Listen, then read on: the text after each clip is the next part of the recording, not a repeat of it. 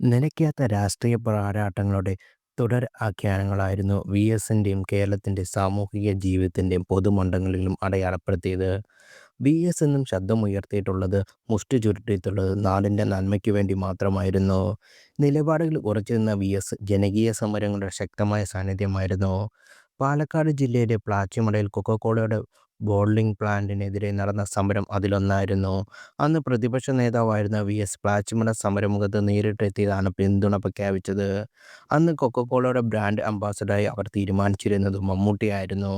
അദ്ദേഹം ആ ഓഫർ സ്വീകരിക്കുകയും കമ്പനി പ്രഖ്യാപനം നടത്തുകയും ചെയ്തു. 2 കോടി രൂപയ്ക്കാണ് മമ്മൂട്ടിക്ക് കമ്പനി ഓഫർ ചെയ്തത് എന്നതാണ് അന്നത്തെ വാർത്തകളിൽ വന്ന റിപ്പോർട്ട്.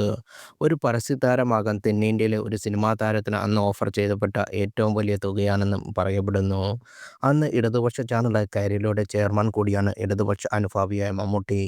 വാർത്താമാധ്യമങ്ങളിൽ വന്ന തൊട്ടടുത്ത ദിവസം കോട്ടയം ഗസ്റ്റ് ഹൗസിൽ വെച്ച് പ്രതിപക്ഷ നേതാവായ വി.എസ് മാധ്യമങ്ങളെ കാണുന്നതിനിടെ ഒരു മാധ്യമപ്രവർത്തകൻ ഇതിനെക്കുറിച്ച് വി.എസിനോട് ചോദിച്ചു. കൈരളി ചാനലിൻ്റെ ചെയർമാനായ മമ്മൂട്ടി കൊക്കക്കോളയുടെ ബ്രാൻഡ് അംബാസഡർ ആകുന്നതിനെപ്പറ്റി താങ്കളുടെ അഭിപ്രായം എന്താണ്? ഒട്ടും ആലോചിക്കാതെ ഉടനടി വി.എസിൻ്റെ മറുപടി വന്നു, രണ്ടും കൂടി പറ്റില്ല. ഒന്നെങ്കിൽ മമ്മൂട്ടിക്ക് കൈരളിയുടെ ചെയർമാനായി തുടരാം, അല്ലെങ്കിൽ കൊക്കക്കോളയുടെ അംബാസഡർ ആകാം.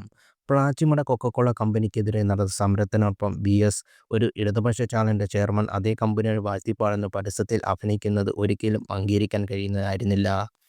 എന്തായാലും തൊട്ടുപിറകെ കൊക്കക്കോളയുടെ അംബാസഡറാകാനുള്ള തീരുമാനത്തിൽ നിന്നും മമ്മൂട്ടി പിന്മാറുകയായിരുന്നു.